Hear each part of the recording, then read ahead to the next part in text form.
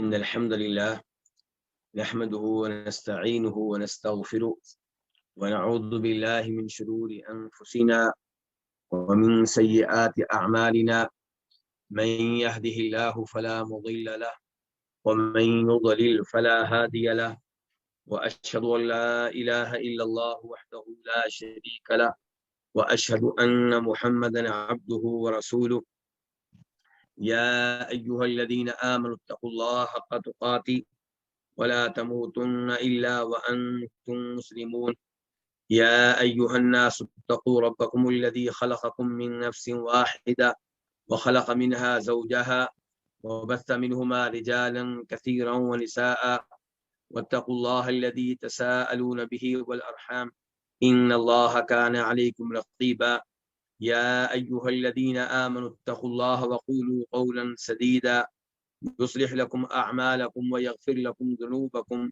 ومن يطع الله ورسوله فقد فاز فوزا عظيما أما بعد فإن خير الحديث كتاب الله وخير الهدي هدي محمد صلى الله عليه وسلم وشر الأمور محدثاتها وكل محدثة بدعة وكل بدعة ضلالة وكل ضلالة في النار۔ اللہ کے فضل و کرم سے ماہ رمضان کے بعد ایک دفعہ پھر ہم جمع ہوئے ہیں تاکہ نبی علیہ الصلاۃ والسلام کی احادیث کا مطالعہ کر سکیں، آپ کی احادیث کا معنی و مفہوم جان سکیں، آپ کی احادیث سے احکام و مسائل اور عقیدہ معلوم کر سکیں۔ یقیناً یہ اللہ رب العزت کا ہم سب پہ انعام ہے، اس کا فضل ہے، اس کا کرم ہے کہ وہ ہمیں اس کی توفیق دے رہا ہے، کیونکہ کوئی بھی نیک عمل اللہ کی توفیق کے بغیر، اس کے فضل و کرم کے بغیر ممکن نہیں ہے۔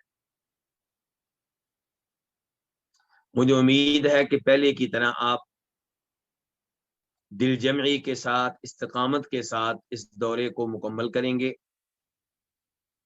جس اللہ کے فضل و کرم سے میں نے اور آپ نے 1436 احادیث کا مطالعہ کیا ہے، اسی رب کے فضل و کرم سے ان احادیث کو مکمل کریں گے جو رہ گئی ہیں، اور ان کی تعداد کوئی زیادہ نہیں ہے ان احادیث کے مقابلے میں جو گزر چکی ہیں۔ آپ جانتے ہیں کہ کتاب کا نام ہے الوافی، الوافی بما فی الصحیحین، اور یہ وہ کتاب ہے جس میں شیخ صالح شامی نے صحیح بخاری اور صحیح مسلم کی احادیث کو اس انداز سے جمع کیا ہے، ترتیب دیا ہے کہ احادیث میں تکرار نہ ہونے پائے۔ یہی وجہ ہے کہ احادیث کی تعداد زیادہ نہیں ہے، 2000 سے بھی کم ہے۔ انہوں نے کتاب کو ترتیب دیتے ہوئے کتاب کو 10 مقاصد میں تقسیم کیا ہے۔ ان میں سے 8واں مقصد ہم پڑھ رہے ہیں، اور 8واں مقصد الرقائق والاخلاق والآداب، ان احادیث کے بارے میں ہے جن کا تعلق دل کو نرم کر دینے سے ہے، اخلاق سے ہے اور آداب سے ہے۔ اس 8ویں مقصد میں کئی کتب ہیں، ان میں سے پہلی کتاب ہے الرقائق، یعنی کہ ان احادیث کے بارے میں جنہیں پڑھ کر انسان کا دل نرم ہوتا ہے۔ اور اس کتاب میں کئی ایک ابواب ہیں، جن میں سے پہلا باب ہم پڑھ چکے ہیں، اور وہ کیا تھا؟ التقرب بالنوافل، کہ اللہ رب العزت کے قریب ہونا کن اعمال کے ذریعے؟ نفلی اعمال کے ذریعے، نفلی نمازیں، نفلی روزے، نفلی صدقہ خیرات وغیرہ۔ اور آج ہم پڑھیں گے دوسرا باب۔ وہ کیا باب ہے؟ باب المبادرۃ بالاعمال الصالحہ۔ یہاں پہ میں اپنے ان بھائیوں سے درخواست کروں گا جو اس دورے میں پہلی بار شریک ہو رہے ہیں کہ وہ اس کتاب کو حاصل کریں۔ یہ کتاب آپ کو پاک و ہند میں طبع شدہ حالت میں نہیں ملے گی، لیکن آپ PDF کی شکل میں اسے حاصل کر سکتے ہیں۔ پھر اس کا پرنٹ نکلوائیں اور اسے جلد کروا لیں، تو یہ ایک کتاب کی شکل اختیار کر جائے گی اور آپ کے پاس رہے گی، آپ اس کے اوپر لکھیں تاکہ آپ توجہ سے ان احادیث کو پڑھ سکیں، سمجھ سکیں۔ اگر آپ کے پاس کتاب نہیں ہوگی تو آپ اس کتاب کا اور ان احادیث کا حق ادا نہیں کر سکیں گے۔ یہاں پہ میں ایک دفعہ پھر اپنے ان بھائیوں سے درخواست کروں گا جو واٹس ایپ گروپ کے ایڈمنز ہیں کہ وہ ایک دفعہ سے پھر اس کتاب کا پی ڈی ایف واٹس ایپ گروپوں میں شیئر کر دیں تاکہ جو بھی بھائی پی ڈی ایف شکل میں اس فائل کو پائے تو اسے اس کا پرنٹ نکلوا لے اور اس کتاب کے اوپر پھر لکھ سکے۔ تو کتاب کا نام کیا؟ الوافی بما فی الصحیحین۔ آپ خود بھی گوگل میں لکھ کر اس کا پی ڈی ایف حاصل کر سکتے ہیں۔ تو اب باب نمبر 2 ہے، وہ باب کیا ہے؟ المبادرۃ بالاعمال الصالحہ۔ منظور احمد صاحب جو کہ ایڈمن ہیں، ان کی طرف سے میسج آپ نے بھی پڑھ لیا ہوگا کہ وہ انہوں نے شیئر کر دیا ہے، اس کا پی ڈی ایف فائل جو ہے انہوں نے شیئر کر دی ہے۔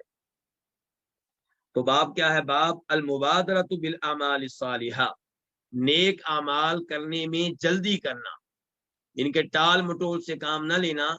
یہ نہ کہنا کہ میں شوال کے 6 روزے رکھ لوں گا، ابھی کافی دن پڑے ہیں، میں تلاوت کر لوں گا، ابھی کافی عمر پڑی ہے، میں صدقہ خیرات کر لوں گا، ابھی تو میں نے مکان بنانا ہے، ابھی میں نے یہ کرنا ہے وہ کرنا ہے۔ نہیں، المبادرۃ بالاعمال الصالحہ، نیک اعمال کرنے میں جلدی کرنی چاہیے۔ حدیث نمبر 1437 1437 میم۔ اس حدیث کو روایت کرنے والے امام کون ہیں؟ امام مسلم۔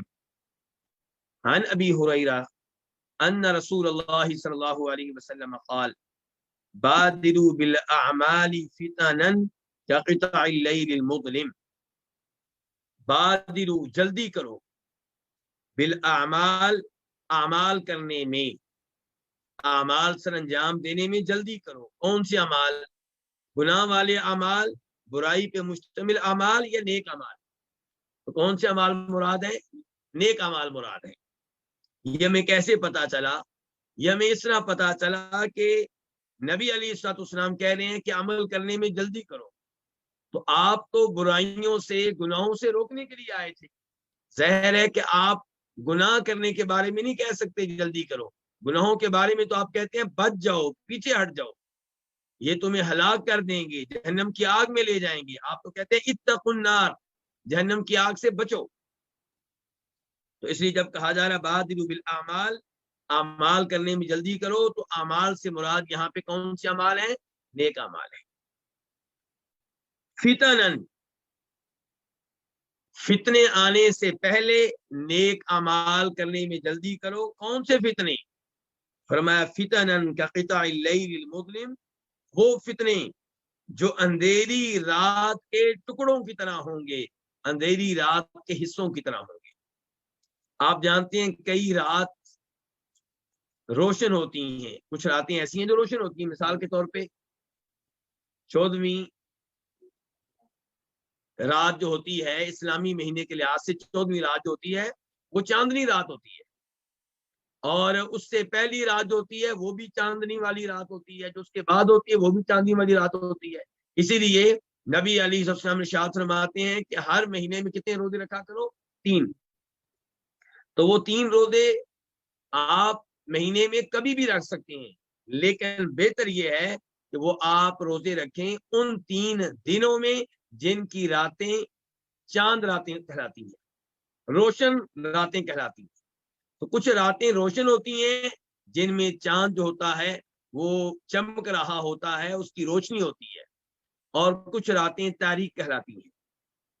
تو آپ فرما رہے ہیں بادروا بالاعمال، نیک اعمال کرنے میں جلدی کرو ان فتنوں کے آنے سے پہلے جو اندھیری رات کے حصوں کی طرح ہوں گے۔ اندھیری رات کے جو حصے ہوتے ہیں، مختلف اوقات ہوتے ہیں، وہ کتنے تاریک ہوتی ہیں، ان میں آپ کو پتہ نہیں چلتا کہ آپ نے کدھر جانا ہے، آپ کی منزل کیا ہے، آپ کا ہدف کیا ہے، الا یہ کہ آپ کے پاس کوئی روشنی کا بندوبست ہو، تو وہ الگ بات ہے، لیکن اس اندھیری رات میں راستہ تلاش کرنا آسان نہیں ہوتا. تو فرمایا ایسے فتنے آنے والے ہیں جو آپ کو اندھیری تاریکی میں مبتلا کر دیں گے، جن فتنوں میں آپ کو پتہ نہیں چلے گا کہ آپ کیا کریں. وہ آپ کو مشغول کر دیں گے، آپ کو مصروف کر دیں گے. ان فتنوں میں نیک اعمال بجا لانا آپ کے لیے شاید ممکن نہ ہو سکے. اس لیے فتنے آنے سے پہلے پہلے، آزمائشیں آنے سے پہلے پہلے نیک اعمال سر انجام دے لیں. ایک اور حدیث میں فرماتے ہیں نبی علیہ الصلوۃ والسلام کہ 5 چیزوں سے پہلے 5 چیزوں کو غنیمت جانو. جی. مثال کے طور پہ بڑھاپا آنے سے پہلے کس کو غنیمت جانو؟ جوانی کو. ان کے بڑھاپے میں نیک اعمال بجا لانا مشکل ہوتا ہے. آپ لمبی نماز پڑھنا چاہتے ہیں، کھڑے ہو کر نہیں پڑھ سکیں گے. جی. آپ روزے رکھنا چاہتے ہیں، بوڑھے ہیں، فرض روزے نہیں رکھے جا رہے، نفلی کیسے رکھیں گے؟ اس لیے آپ نے فرمایا جوانی کو غنیمت جانو بڑھاپا آنے سے پہلے، اور صحت کو غنیمت جانو بیماری آنے سے پہلے. جن دنوں میں آپ خوشحال ہیں، آپ کے پاس کچھ نہ کچھ مال موجود ہے، انہیں غنیمت جانو وہ ایام آنے سے پہلے جب آپ غریب ہو جائیں گے، اللہ کی راہ میں خرچ کرنے کے لیے آپ کے پاس مال نہیں ہوگا.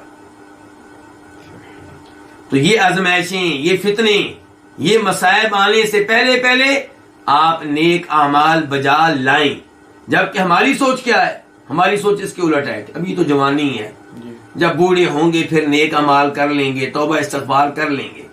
شریعت اس کے برعکس کہہ رہی ہے کہ آپ کو نہیں پتا آئندہ آپ کے ساتھ کیا ہونے والا ہے، کن آزمائشوں سے آپ کا واسطہ پڑنے والا ہے، آپ کے آئندہ ایام کس حالت میں کہاں گزرنے ہیں. کیا ہم دیکھتے نہیں کئی ہمارے بھائی بیمار ہوتے ہیں، کومے میں چلے جاتے ہیں، 10 سال 20 سال کومے میں رہتے ہیں. تو کیا پتا مجھے، کیا پتا آپ کو کہ میرے اور آپ کے ساتھ کیا ہونے والا ہے. کتنے ایسے لوگ ہیں جن کے 10-20 سال کہاں گزرتے ہیں؟ جیل میں گزرتے ہیں. وہاں انہیں پڑھنے کے لیے قرآن بھی نہیں ملتا، دینی کتابیں نہیں ملتی، مال نہیں ملتا، غریب و فقیر نہیں ملتے جن کے اوپر مال صرف کر سکیں. اس لیے شریعت کہہ رہی ہے بادروا بالاعمال فتنا، نیک اعمال کرنے میں جلدی کریں ان فتنوں کے آنے سے پہلے جو تاریک رات کے مختلف حصوں کی طرح ہوں گے. قطعۃ کی جمع، قطع کس کو کہتے ہیں؟ ایک ٹکڑا. قطع ٹکڑے.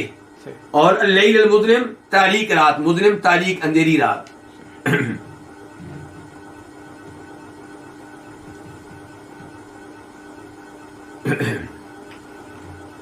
یصبح الرجل مؤمنا ویمسی کافرا. جب یہ فتنے آئیں گے تب انسان کا حال کیا ہوگا؟ فرمایا ایسا وقت آنے والا کہ ایسے فتنے آئیں گے کہ یصبح الرجل مؤمنا، آدمی صبح مومن ہوگا، ویمسی کافرا، اور شام کو کافر ہو چکا ہوگا، ایمان سے محروم ہو چکا ہوگا. تو دیکھیں آپ نے ایک مثال دی ہے فتنوں کے انسان پہ کیا اثرات مرتب ہونے والے ہیں، اس کی ایک مثال دی ہے کہ ایسے ایسے فتنے آئیں گے انسان صبح اچھا بلا مومن ہوگا اور شام کو کافر ہو چکا ہوگا. او یمسی مؤمنا ویصبح کافرا، یا آپ نے کہا کہ وہ شام کو مومن ہوگا اور صبح کافر ہو چکا ہوگا. یمسی شام کرے گا، یصبح صبح کرے گا، یعنی کہ وہ شام کو مومن ہوگا اور صبح کافر ہو چکا ہوگا. او جو ہے یہ شک کے لیے ہے، یعنی کہ او یہ بتا رہا ہے کہ نبی علیہ السلام نے یا الفاظ کہے یہ کہ انسان صبح کو مومن ہوگا اور شام کو کافر ہو جائے گا، یا آپ نے یہ الفاظ کہے کہ انسان شام کو مومن ہوگا اور صبح کافر ہو جائے گا. اور بات ایک ہی ہے، نتیجہ ایک ہی ہے. یبیع دینہ بعرض من الدنیا، یبیع وہ بیچ ڈالے گا، دینہ اپنے دین کو، اپنے ایمان کو، بعرض من الدنیا دنیا کے ساد و سامان کے بدلے میں. عرض کا معنی کیا ہے؟ ساد و سامان. اور عرض اس ساد و سامان پہ بولا جاتا ہے جو عارضی قسم کا ہو، جو ختم ہونے والا ہو، جو فنا ہونے والا ہو. تو فرما رہے ہیں نبی علیہ السلام ایسے ایسے فتنے آئیں گے کہ انسان دنیا کی خاطر کیا بیچ ڈالے گا؟ اپنا دین، اپنا ایمان.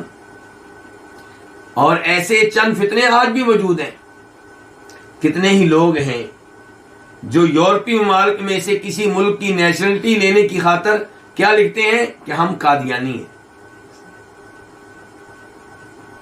ہم عیسائی ہیں اور مسلمان ملک میں ہماری جان کو خطرہ ہے، ہم قادیانی ہیں، مسلمان ملک میں ہماری جان کو خطرہ ہے، اس لیے آپ کیا کریں، ہمیں نیشنلٹی دے دیں، اس لیے آپ اپنے ملک میں ہمیں پناہ دے دیں. تو ایک ملک، کافر ملک کی نیشنلٹی کی خاطر آپ نے اپنے ایمان کو بیچ ڈالا، دین کو بیچ ڈالا. یہ ایک مثال ہے، اور ایسی کئی مثالیں آپ مجھ سے بہتر جانتے ہوں گے. لوگ مثال کے طور پہ اقتدار کی خاطر، کرسی کی خاطر، وزیر بننے کی خاطر اپنا ایمان بیچ ڈالتے ہیں. ووٹ مانگ رہے ہوتے ہیں کن سے؟ قبر پرستوں سے، اور ان کی قبر پرستی کی تائید کر رہے ہوتے ہیں. کئی دفعہ مزاروں پہ حاضری دے رہے ہوتے ہیں، چادریں چڑھا رہے ہوتے ہیں، کس کے لیے؟ ووٹ کے لیے. تو فرما رہے ہیں نبی علیہ الصلوۃ والسلام، ایسا زمانہ آنے والا ہے، ایسے فتنے آنے والے ہیں، انسان صبح مومن ہوگا، شام کو کافر ہوگا، شام کو مومن ہوگا تو صبح کافر ہو چکا ہوگا، اور کیا کرے گا؟ دنیا کے عارضی ساز و سامان کی خاطر اس کے عوض میں اپنے دین کو بیچ ڈالے گا. یہ بات جو ہے یہ عوض کے لیے ہے. تو مجھے امید ہے کہ یہ حدیث واضح ہو چکی ہوگی. تو اس حدیث کا پیغام پھر کیا ہے کہ نیک اعمال کرنے میں جلدی کریں، ٹال مٹول سے کام نہ لیں. مثال کے طور پہ میں ایک مثال یہیں سے دیتا ہوں. کتنے ہی لوگ ہیں سوچتے رہتے ہیں نہیں یہ دورہ نہیں کرنا، آئندہ دورہ کروں گا، یہ والا دورہ جو ہے نا یہ تو اب ختم ہو رہا ہے، 400 حدیثیں رہ گئی ہیں، بعد والا دورہ کریں گے. اس شیخ صاحب کے درس میں نہیں بیٹھنا، جو بعد والے شیخ صاحب آئیں گے ان کے درس میں بیٹھیں گے. اس لیکچر میں حصہ نہیں لینا، بعد والے لیکچر میں حصہ لینا ہے. آج نہیں، کل نہیں، پرسوں. داڑھی رکھنی ہے کب؟ جب حج کر لوں گا. داڑھی رکھوں گا کب؟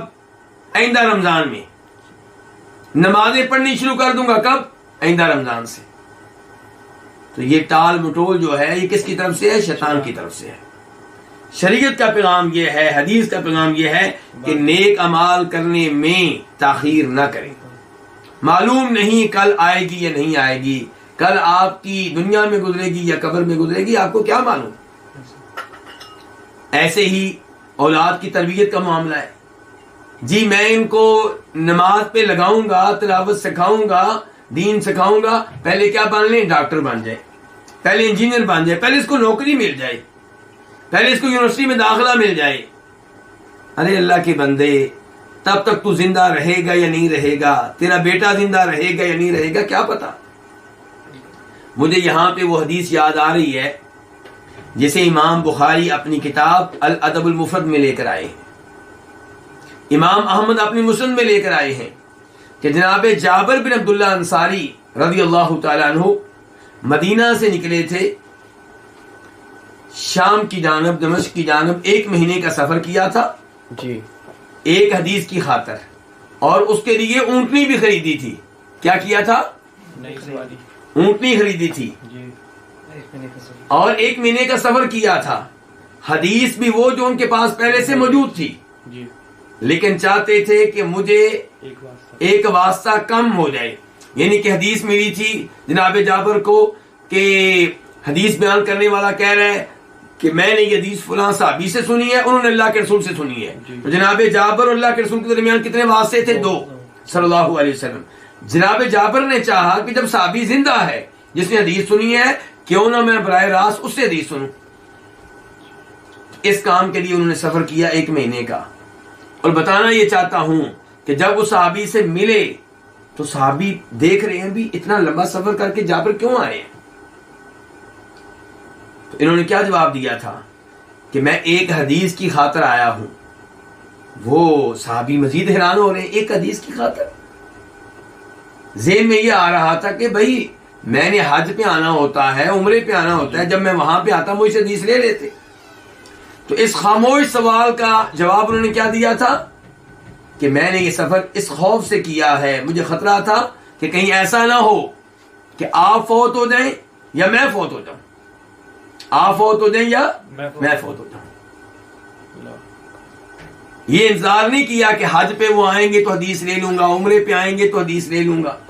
نہیں, اونٹنی خریدی ہے, فوراً سفر کیا 1 مہینے کا, اور میں اور آپ سوچ رہے ہیں ابھی تو ہم جوان ہیں, بوڑھے ہوں گے توبہ استغفار کر لیں گے, بوڑھے ہوں گے تو اللہ کی راہ میں مال خرچ کریں گے, بوڑھے ہوں گے تو بچوں کو دین پہ لگائیں گے, بچہ جو ہے جوان ہوگا تو اسے نماز پہ لگائیں گے. تو اس حدیث کا پیغام بالکل واضح ہے, اور اس حدیث سے مجھے اور آپ کو ایک سبق ملا. کیا؟ کہ اگر ہم احادیث کے ساتھ جڑ جائیں تو یہ روزانہ کی بنیاد پہ ہمارے ایمان کو تازہ کرتی ہیں, نیک اعمال پہ ہمیں ابھارتی ہیں. تو اس سے پیغام ملا کہ روزانہ کی بنیاد پہ کچھ نہ کچھ احادیث پڑھا کریں, سنا کریں, کچھ آیتیں سنا کریں اور پڑھا کریں. اب ہم بڑھتے ہیں حدیث نمبر 1438 کی طرف, 1438. اس کے اوپر باب نمبر 3. باب کیا ہے؟ امر المؤمن کلہ خیر. مومن کا معاملہ سارے کا سارا خیر پہ مبنی ہوتا ہے.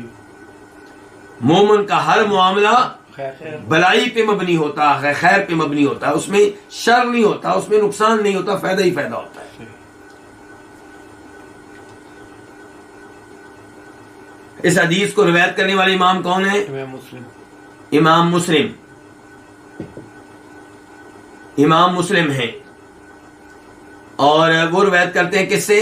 صہیب سے. صہیب مشہور و معروف صحابی ہیں. ان صہیب قال قال رسول اللہ صلی اللہ علیہ وسلم, وہ کہتے ہیں کہ فرمایا رسول اللہ صلی اللہ علیہ وسلم نے, عجبا لامر المؤمن, مومن کے معاملے پہ تعجب ہے, مومن کا معاملہ بہت ہی عجیب ہے. ان امرہ کلہ خیر, یقیناً اس کا معاملہ, اس کا ہر معاملہ, اس کا ہر کام خیر پہ مبنی ہے. اس کے ہر کام میں کیا ہے؟ خیر ہے, بلائی ہے.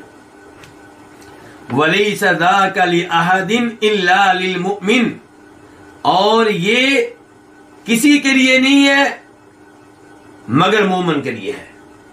یہ کسی کے لیے نہیں, یہ کیا؟ یہ کہ ہر معاملہ خیر پہ مبنی ہو. جو بھی آپ کام کریں اس میں کیا ہو؟ خیر ہو. جو بھی آپ کے ساتھ ہو رہا اس میں خیر ہو. یہ اعزاز اگر ملتا ہے تو کس کو؟ مومن کو ملتا ہے, کسی اور کو یہ اعزاز نہیں ملتا. یہ مومن کو اعزاز ملتا ہے کہ اس کے ہر کام میں خیر ہی خیر ہے, ہر کام میں وہ ثواب لے جاتا ہے, ہر شکل میں ثواب لے جاتا ہے. ولیس ذاک, اور نہیں ہے یہ کیا کہ ہر معاملے کا خیر پہ مبنی ہونا, ہر معاملے کا خیر پہ مشتمل ہونا, یہ نہیں ہے لأحد کسی کے لیے, الا للمؤمن مگر کس کے لیے؟ مومن کے لیے. اس کی وضاحت آگے آ رہی ہے. کیا کہ ان اصابتہ سراء شکر, اگر اس کو خوشی پہنچے, اگر اس پہ خوشی آئے, اگر اسے خوشی ملے تو شکر کیا کرتا ہے؟ شکر ادا کرتا ہے. کس کا؟ اللہ کا. فکان خیرا لہ, تو یہ شکر ادا کرنا اس کے لیے خیر ہوتا ہے. وَإِنْ أَصَابَتْهُ ضَرَّاء, اور اگر اس پہ بدحالی آئے, تنگی آئے, مصیبت آئے, نقصان آئے, صبر, تو کیا کرتا ہے؟ صبر کرتا ہے. فکان خیرا لہ, تو یہ اس کے لیے خیر ہوتا ہے. یہ کیا؟ یہ صبر کرنا. اب اس حدیث پہ آپ غور کریں, کتنی عظیم حدیث ہے, اور دیکھیے ایمان کی کیا شان ہے. خوش نصیب ہے مسلمان تو کہ اللہ نے تجھے ایمان کی دولت دی ہے. اس ایمان کی وجہ سے معمولی سی باتوں پہ تو ثواب لے جاتا ہے, جبکہ کافر, ایمان سے محروم شخص بڑے بڑے کارنامے سر انجام دیتا ہے, پھر بھی اجر و ثواب سے محروم رہتا ہے.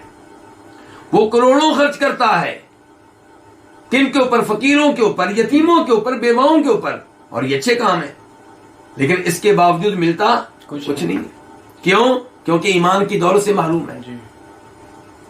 مسلمان رشک کرے اپنے ایمان پہ اور اللہ کا شکر ادا کرے کہ یا اللہ تو نے مجھے اتنی بڑی نعمت دی ہے جس نعمت کی وجہ سے معمولی کاموں پہ میں بہت زیادہ ثواب لے جاتا ہوں. تو اس حدیث سے فضیلت معلوم ہوئی ایمان کی, فضیلت معلوم ہوئی شکر گزار ہونے کی. اللہ کا شکر ادا کرنا یہ کتنا یعنی کہ بڑا کارنامہ ہے کہ اس کی وجہ سے آپ کو اجر و ثواب ملتا رہتا ہے. اور اس حدیث سے معلوم ہوا کہ صبر کرنے کی کیا شان ہے, اس کا کیا مقام ہے. دوبارہ سے غور کیجئے. مثال کے طور پہ ان دنوں میں فلسطین کا معاملہ ہمارے سامنے ہے. مسلمان سارے کے سارے اہل فلسطین کے بارے میں پریشان ہیں اور پریشان ہونا چاہیے, یہ ایمان کی علامت ہے. مسلمان بھائی پہ تکلیف آئے اور آپ کوئی ٹینشن نہ لیں, کوئی پریشان نہ ہو, اس کا مطلب یہ ہے کہ آپ کا ایمان کمزور ہے. اس کا مطلب ہے کہ آپ کا دل مردہ ہے. تو فلسطینی بھائیوں پہ مصیبتیں آئیں, پریشانیاں آئیں, ان پہ گولے پھینکے گئے, انہیں گولیاں ماری گئیں, انہیں شہید کیا گیا. ہر مسلمان کا دل تڑپتا رہا. لیکن سوال یہ ہے کہ آپ نے اس سے حاصل کیا کیا, آپ نے یا انہوں نے. اہل فلسطین اگر ایمان پہ تھے, ضروری نہیں کہ ہر وہ انسان جو ایمان اور اسلام کا دعویٰ کرے وہ ایمان پہ ہو. کتنے ہی ایمان کا دعویٰ کرنے والے ایمان پہ نہیں ہوتے, شرک میں کفر میں مبتلا ہوتے ہیں. جو یہ عقیدہ رکھے کہ قبر والے فوت ہونے کے باوجود مدد کرتے ہیں اور ان سے مدد مانگنا جائز ہے, دعا کرنا درست ہے, وہ تو شرک کا ارتکاب کر رہا ہے.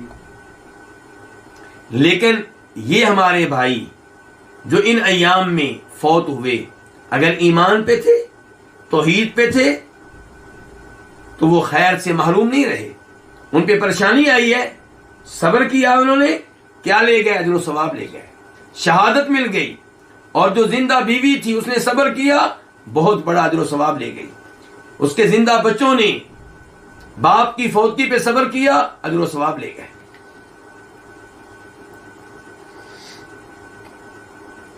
اور جب خوشی آتی ہے میرے گھر میں, آپ کے گھر میں, تو ہم کیا کرتے ہیں؟ اس خوشی کو منسوب کرتے ہیں کس کی طرف؟ ہم کہتے ہیں یہ بیٹا کس نے دیا؟ اللہ نے دیا. تو بیٹا بھی مل گیا, اجر و ثواب بھی مل گیا, شکر ادا کرنے کی وجہ سے, اور خیر ہی خیر ہے نا. لیکن اگر کوئی کہے کہ پیراں دیتا, بیٹا کس نے دیا ہے؟ پیروں نے, بزرگوں نے, فوت شدہ اولیاء نے, تو وہ بدنصیب ہے. اس لیے انسان کو چاہیے کہ ہر نعمت کو منسوب کرے کس کی طرف؟ اللہ کی طرف, اور پھر اس پہ اللہ کا شکر ادا کرے عملی طور پہ. الحمدللہ, کھانا کھایا کیا کہے؟ الحمدللہ الذی رزقنی ھذا, میں اس اللہ کی حمد و ثنا بیان کرتا ہوں جس نے مجھے یہ کھانا دیا ہے. نیا لباس ملے تو تب بھی دعا پڑھے الحمدللہ الذی کسانی ھذا, میں اس اللہ کی حمد و ثنا بیان کرتا ہوں جس نے مجھے یہ لباس پہنایا ہے. اور پھر اس لباس کو, اس مال کو, اس اولاد کو استعمال کریں اللہ کی مرضی کے مطابق. مال اللہ دے اور آپ استعمال کریں شرک کو پھیلانے کے لیے, قبر پرستی کو پھیلانے کے لیے, اور آپ اسے استعمال کریں ڈانس کی محفل منعقد کرنے کے لیے, بے حیائی کی محفل منعقد کرنے کے لیے, اس پہ تو گناہ ملے گا. تو جو پکا مومن ہوتا ہے, سچا مومن ہوتا ہے, اس کے ہر معاملے میں خیر ہوتی ہے. جو ایمان سے محروم ہے وہ خیر سے محروم ہے. جو ایمان پہ ہے لیکن ایمان کمزور ہے, اللہ کی نعمتیں ملتی ہیں, اللہ کا شکر ادا نہیں کرتا, نہ شکری کرتا ہے, وہ خیر کے اوپر نہیں ہے. اور جو ایمان پہ ہے, مصیبتیں آتی ہیں, صبر نہیں کرتا, نوحہ کرتا ہے, شکوہ کرتا ہے اللہ کا, اعتراض کرتا ہے اللہ کے فیصلوں پہ, اللہ نے کیوں, ایک ہی بیٹا تھا میرا وہ بھی اللہ نے لے لیا, یہ انداز اختیار کرے گا تو بیٹا بھی واپس نہیں ملے گا اور خیر سے بھی محروم رہے گا, بلکہ گناہ ملے گا. میرے بھائیوں کتنی عظیم احادیث ہیں، اور میں نے اور آپ نے کئی دفعہ یہ پڑھی ہے، لیکن انسان جب بھی نبی علیہ السلام کی حدیث کو پڑھے گا ہر بار نئے فوائد ملیں گے، ہر بار ایمان تازہ ہوگا۔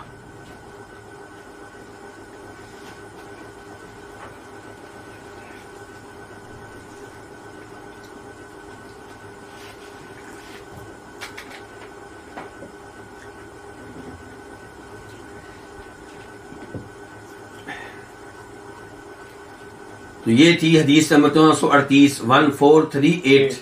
جی الحمدللہ میں خیر و سلامتی کے ساتھ ہوں۔ کسی بھائی یا بہن نے پوچھا ہے تو میں خیر و سلامتی کے ساتھ ہوں الحمدللہ۔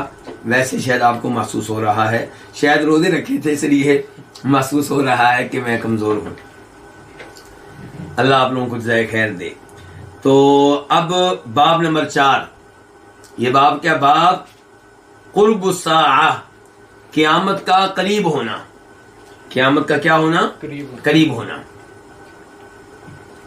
یعنی کہ قیامت قریب ہے، دور نہیں ہے۔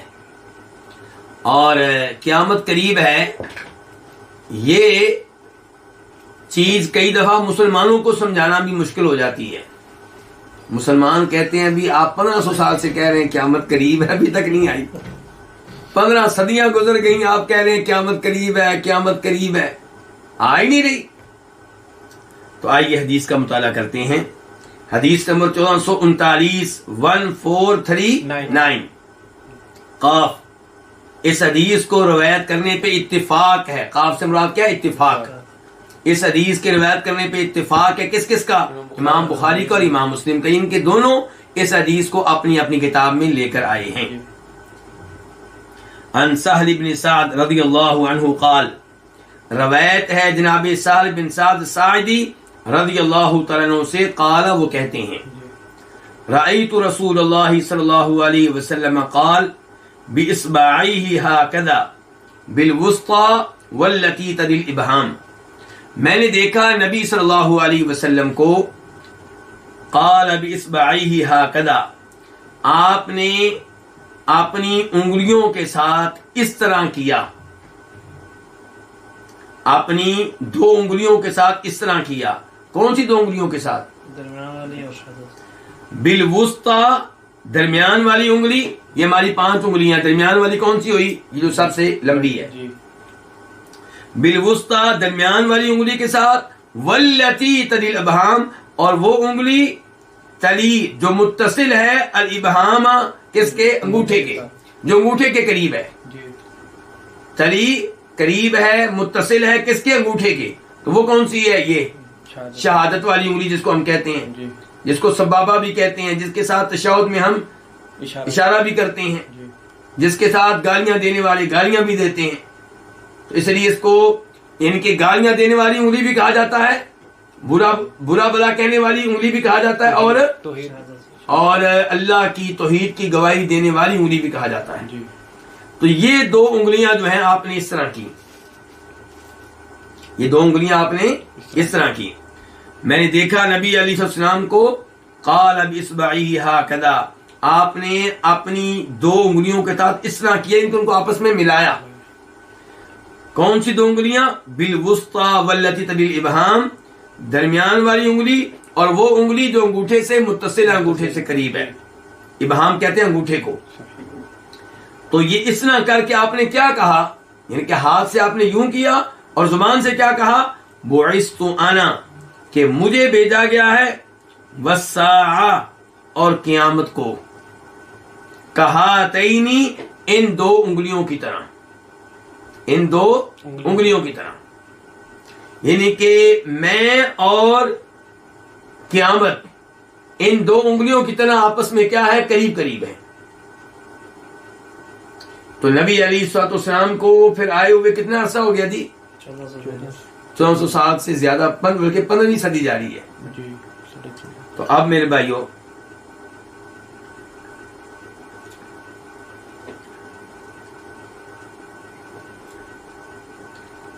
اب اس حدیث کو سمجھنا ہے۔ تو یہ فائدہ ہوتا ہے ان دروس کا جو ہم اس انداز میں لیتے ہیں، آرام آرام سے، سکون کے ساتھ۔ اور جو مساجد میں درس ہوتے ہیں وہ تو آدھے گھنٹے کا درس، کبھی کبھار کا درس، اس میں ظاہر ہے یہ باتیں تفصیل سے ذکر نہیں کی جاتی. تو اللہ میرے ان بھائیوں کو استقامت دے جو حدیث کے درس میں روزانہ کی بنیاد پہ حاضر ہوتے ہیں. تو اس حدیث کے مفہوم کیا بیان کیے ہیں علماء کرام نے؟ پہلے نمبر پہ آپ یہ کہنا چاہتے ہیں کہ مجھے اور قیامت کو اس طرح بھیجا گیا ہے، یعنی کہ میں آ گیا ہوں، اب میرے بعد کو اور نبی نہیں آئے گا، میرے بعد قیامت ہی آئے گی.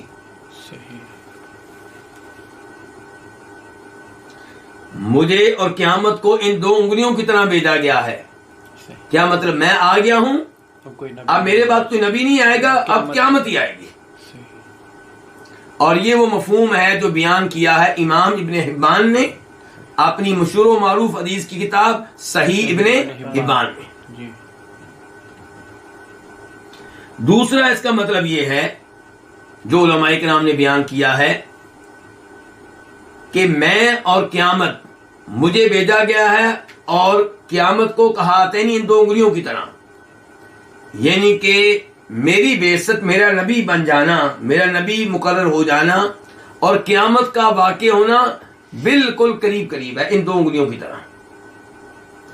اب میں اور آپ یہ سوچتے ہیں قریب تو نہیں ہے کیونکہ 1500 سال کا وقفہ ہے. یہ ہم کیوں سوچتے ہیں؟ کیونکہ میری اور آپ کی عقل کیا ہے؟ ناقص ہے. میری اور آپ کی عقل کیا ہے؟ کمزور ہے. اللہ تعالیٰ سے پوچھیں کہ کیا قیامت دور ہے یا قریب ہے؟ اللہ تعالیٰ کہتے ہیں انہم یرونہ بعیدا ونراہ قریبا، کہ انسان سمجھتا ہے کہ قیامت بعید ہے، بہت عرصے کے بعد آئے گی، اور اللہ تعالیٰ کہتے ہیں کہ ہم دیکھ رہے ہیں کہ قیامت بہت قریب ہے. اور اللہ کا علم درست ہے، ہمارا علم کیا ہے؟ ناقص اور غلط ہے. آپ اس چیز کو ایک مثال سے سمجھ سکتے ہیں. مثال کے طور پہ میرے گھر میں میرے بھائی نے بطور مہمان آنا ہے. کب آنا ہے جی؟ 2 مہینوں کے بعد. اور میں روزانہ گھر میں بیگم اور بچوں سے کہتا ہوں میرا بھائی آنے والا ہے، میرا بھائی آنے والا ہے، میرا بھائی آنے والا ہے. تو بیگم اور بچے کہیں گے خیریت تو ہے، آپ کو کیا ہو گیا ہے؟ 2 مہینے کے بعد آپ کا بھائی آ رہا ہے، آپ نے ابھی سے چھوڑ ڈال دی ہے. لیکن اگر میں یہ کہوں کہ 1 سال کے بعد میرے گھر میں امام کعبہ آنے والے ہیں اور 1 سال پہلے ہی میں گھر میں شور ڈال دوں تو کیا مجھے کوئی غلط کہے گا؟ نہیں. امام کعبہ آنے والے ہیں بھائی، اگر میں 1 سال سے بھی شور ڈالوں تو مجھے کوئی غلط نہیں کہے گا، بلکہ میری بیگم، میرے بچے میری تائید کریں گے. واقعی بڑا اہم واقعہ ہمارے گھر میں ہونے والا ہے، تو ہمیں کیا کرنا چاہیے؟ کیا کوئی نیا گھر خریدیں یا اسی گھر میں کچھ کریں؟ کیا ہم کمروں کا میں یعنی کہ رنگ کریں کمروں کو، اور ان کے لیے بستر کہاں لگے گا، اور واش روم میں ہمیں ٹائلیں نہیں لگانی چاہیے، ہمیں بہت کچھ کرنا چاہیے. اس کی تیاری 1 سال پہلے بھی شروع ہو جائے تو مجھے کوئی غلط نہیں کہے گا، کیونکہ بہت بڑی شخصیت آ رہی ہے. تو میرے بھائیوں، قیامت کا واقعہ اتنا بڑا واقعہ ہے، اتنا بڑا واقعہ ہے کہ اگر 15 صدیوں سے کہا جا رہا ہے کہ قیامت آنے والی ہے تو یہ کہنا کوئی غلط نہیں ہے. اور جو یہ سمجھتا ہے کہ 15 صدیوں سے یہ کہنے کی ضرورت نہیں تھی کہ قیامت قریب ہے، اس کا مطلب یہ ہے کہ وہ قیامت کو جان نہیں سکا، وہ سمجھ نہیں سکا کہ قیامت کیا بلا ہے، وہ سمجھ نہیں سکا قیامت کتنی بڑی مصیبت اور پریشانی ہے. اللہ تعالیٰ قرآن حکیم میں بھی فرماتے ہیں اقتربت الساعہ، قیامت کیا ہے؟ قریب ہے. اللہ تعالیٰ کبھی کہتے ہیں اقترب للناس حسابہم، لوگوں کے حساب کتاب کا وقت کیا ہے؟ قریب ہے. اور ویسے بھی ہم سب کو یہ معلوم ہونا چاہیے کہ جو بڑی قیامت ہے وہ کب آئے گی وہ تو اللہ کو معلوم ہے، لیکن میری قیامت اسی وقت قائم ہو جائے گی جب میرے اوپر موت طاری ہوگی. آپ کی قیامت، میری قیامت اسی وقت شروع ہو جائے گی جب موت طاری ہوگی، تو ہماری قیامت تو تب ہی قائم ہوگی. اس لیے اس قیامت کی تیاری کرنی چاہیے. تو دو مطلب میں نے بیان کیے ہیں آپ کے سامنے اس حدیث کے. اور تیسرا مفہوم یہ بیان کیا گیا ہے کہ قیامت قریب ہے اس وقت کے اعتبار سے جو گزر چکا ہے، یعنی کہ جو زمانہ گزر چکا ہے وہ بہت زیادہ ہے، اور جو زمانہ رہ گیا ہے قیامت واقع ہونے میں وہ بہت تھوڑا ہے. دیکھیں ابھی ہم کون سی حدیث پڑھ رہے ہیں؟ حدیث نمبر 1439 1439. ٹوٹل حدیثیں کتنی تھیں؟ 2000 کے قریب. جی اب میں کہتا ہوں کہ چند حدیثیں رہ گئی ہیں، تھوڑی سی رہ گئی ہیں، حالانکہ کتنی رہتی ہیں؟ 400 رہتی ہیں.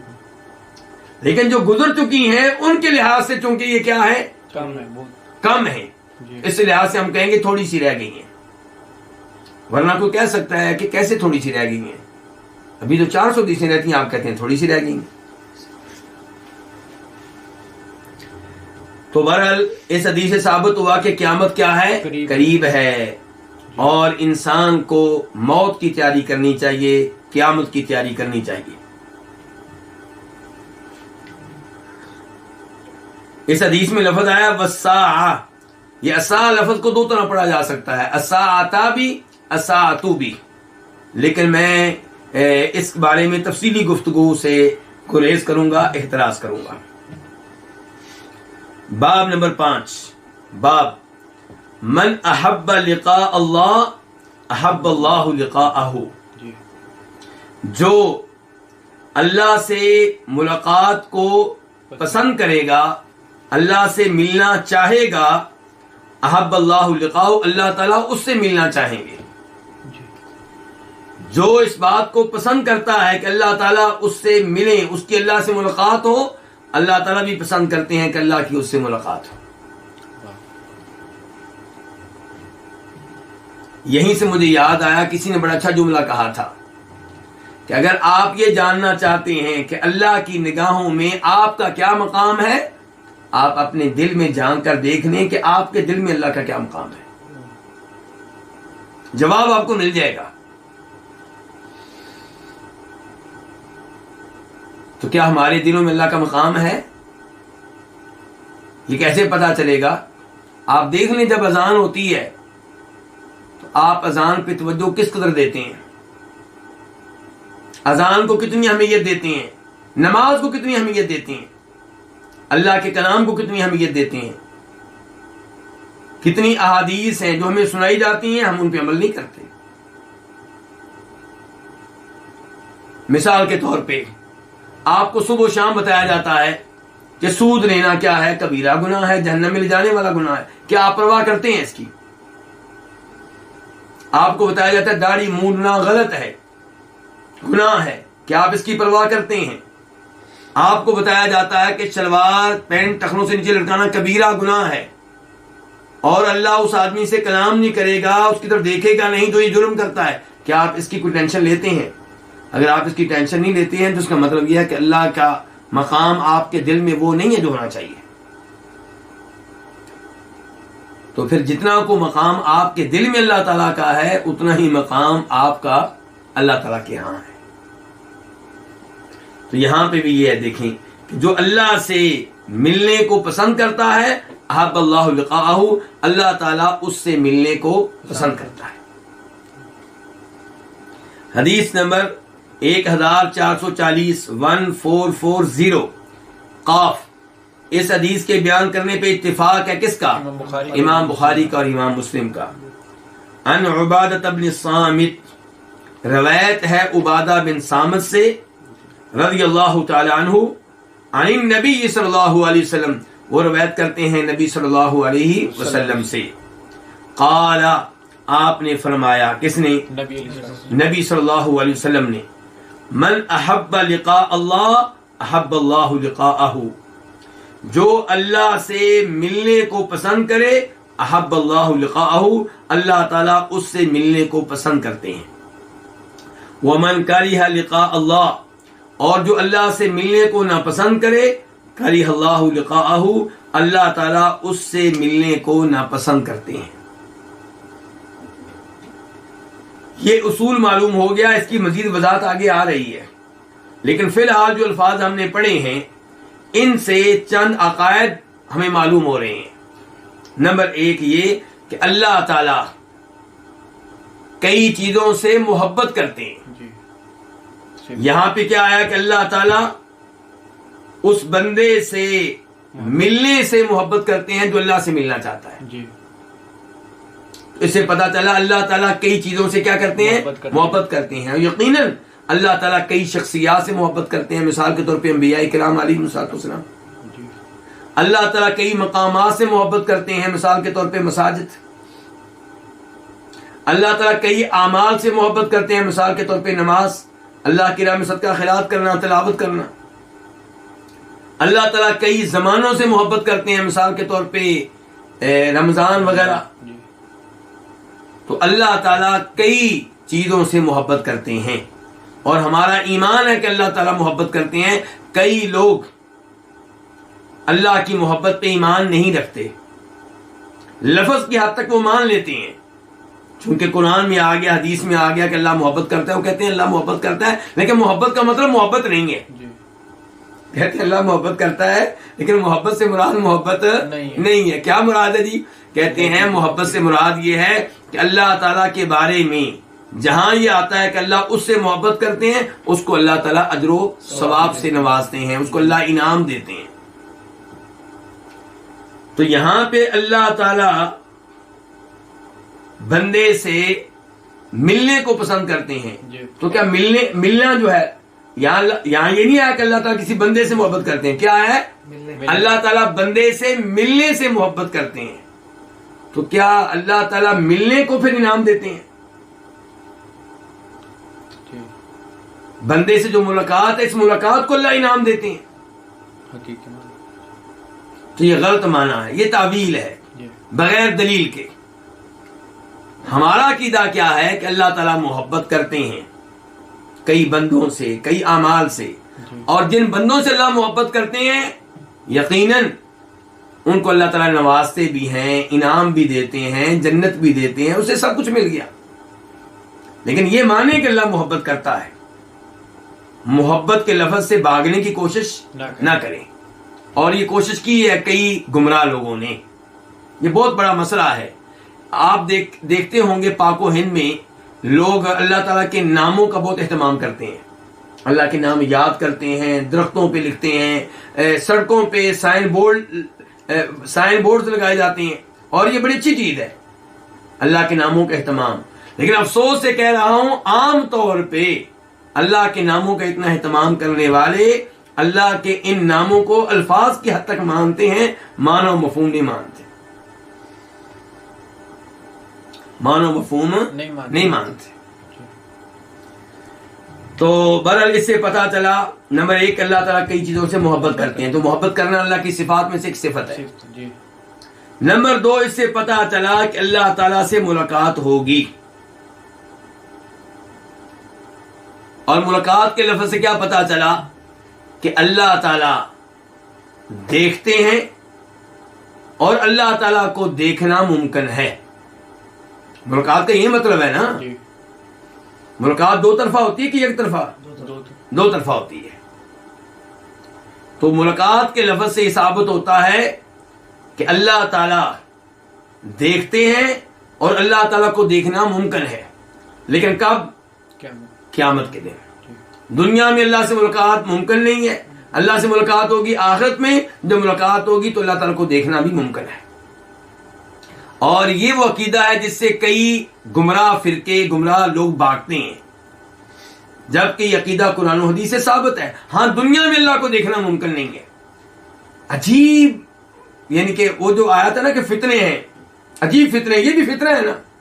ایک طرف وہ لوگ ہیں جو کہتے ہیں کہ دنیا میں ہی کئی لوگوں نے اللہ کو دیکھا ہے، مثال کے طور پہ کئی مسلمان کہتے ہیں کہ نبی علیہ السلام نے معراج کے موقع پہ اللہ تعالیٰ کو اپنی آنکھوں سے دیکھا ہے، اور یہ غلط ہے، یہ عقیدہ غلط ہے۔ آپ نے معراج کے موقع پہ اللہ کا کلام سنا ہے، اللہ کی آواز میں سنا ہے، براہ راست سنا ہے، لیکن آنکھوں سے دیکھا نہیں ہے۔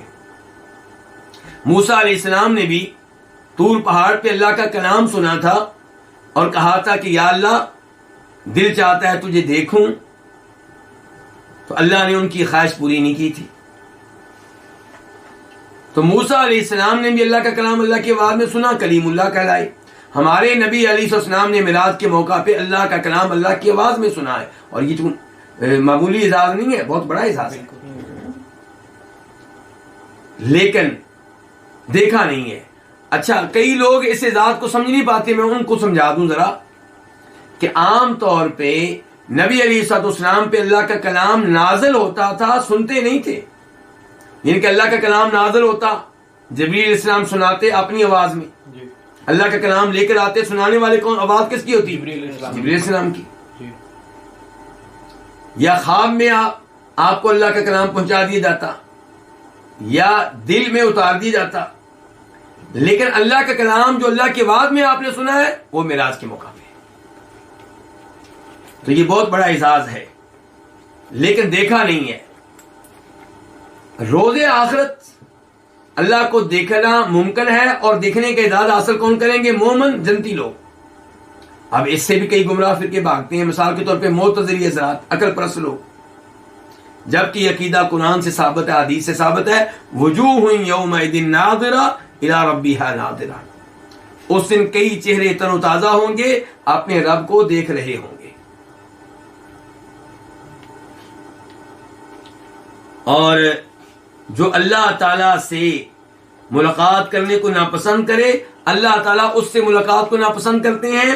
اس سے پتہ چلا اللہ تعالیٰ کئی چیزوں کو ناپسند کرتے ہیں، جیسے اللہ تعالیٰ کئی چیزوں سے محبت کرتے ہیں، ایسے اللہ تعالیٰ کئی چیزوں سے کیا کرتے ہیں، نفرت کرتے ہیں، انہیں ناپسند کرتے ہیں۔ مثال کے طور پہ گناہ ناپسندیدہ ہے، اور ابلیس اللہ تعالیٰ اس سے محبت نہیں کرتے، اسے ناپسند کرتے ہیں۔ تو کئی چیزوں سے اللہ تعالیٰ یعنی کہ نفرت کرتے ہیں، انہیں ناپسند کرتے ہیں۔ بلکہ اللہ تعالیٰ نے سورہ بنی اسرائیل میں، جس کا دوسرا نام اسراء ہے، بہت سے گناہ ذکر کیے اور کہا کل ذالک کان سیئہ عند ربک مکروہا، کہ یہ سارے گناہ جو ہیں تیرے رب کے ہاں ناپسندیدہ ہیں۔